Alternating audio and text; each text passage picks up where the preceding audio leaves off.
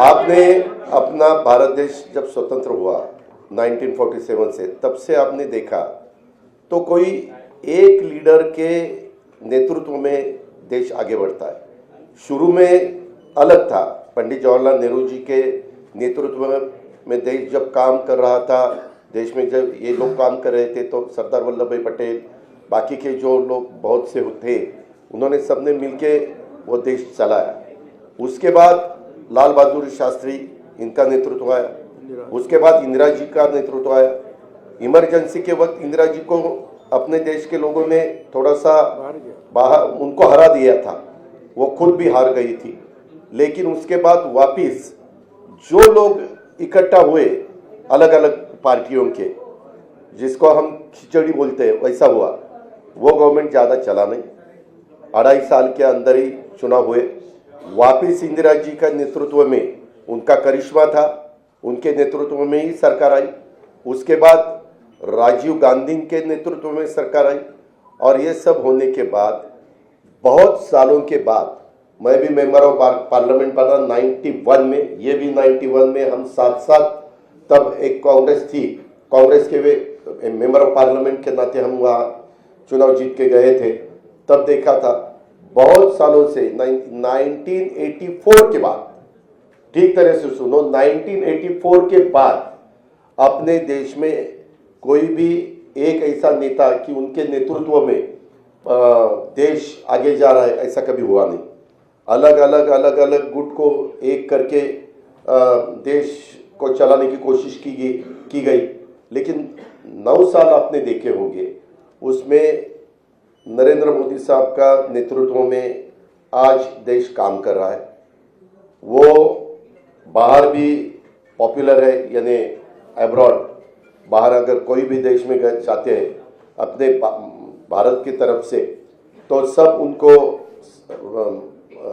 Support देते हैं, सब उनको बहुत अच्छा नेतृत्व ऐसे बोलते हैं। और ऐसा होते हुए उनका भी काम चालू है।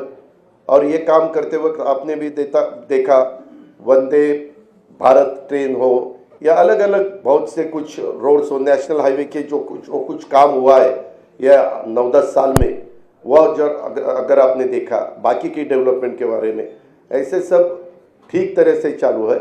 और सामने वाले विरोधक वो खुद का खाली अपना अपना स्टेट का देखते हैं, अपने अपने स्टेट का देते हैं।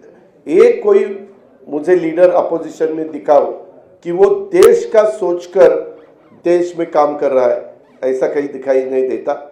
और इतना बड़ा पॉपुलेशन होते हुए हमें सबको ऐसा लगा कि नरेंद्र मोदी साहब के नेतृत्व में ही लोकसभा हो या आगे वाले चुनाव हो, वो सहयोगी पार्टी के नाते, जैसे हम इससे पहले कांग्रेस के साथ जाते थे, तो बीच में हमने शिवसेना के साथ हम 2.5 साल गए, वैसे अभी आगे विधानसभा हो, लोकसभा हो, लोकल बॉडीज का तो चुनाव वहाँ के डिस्ट्रिक्ट के हमारे कार्यकर्ता सोचेंगे, वहाँ के लीडर सोचेंगे कि क्या करना चाहिए क्या नहीं करना चाहिए।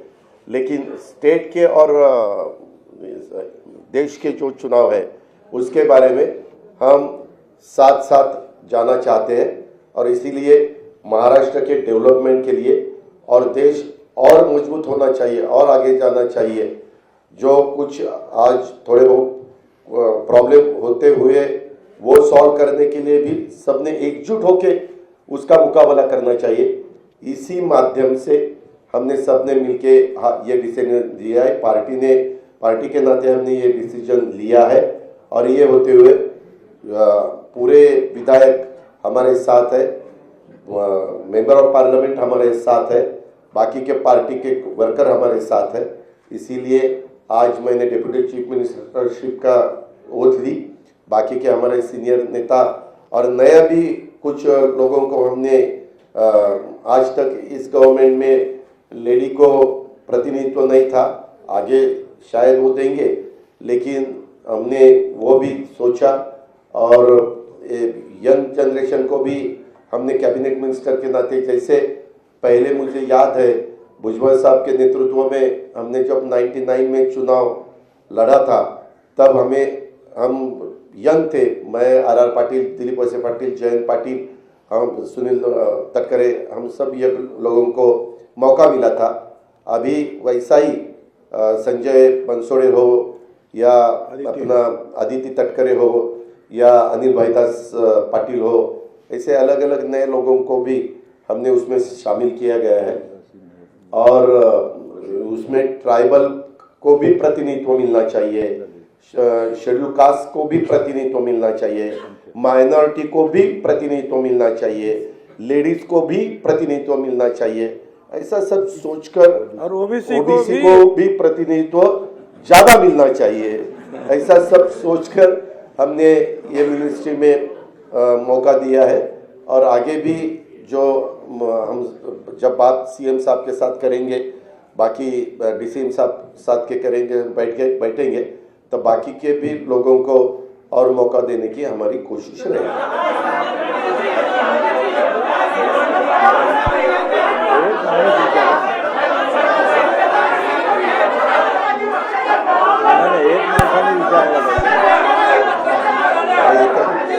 एकाने विचारा ना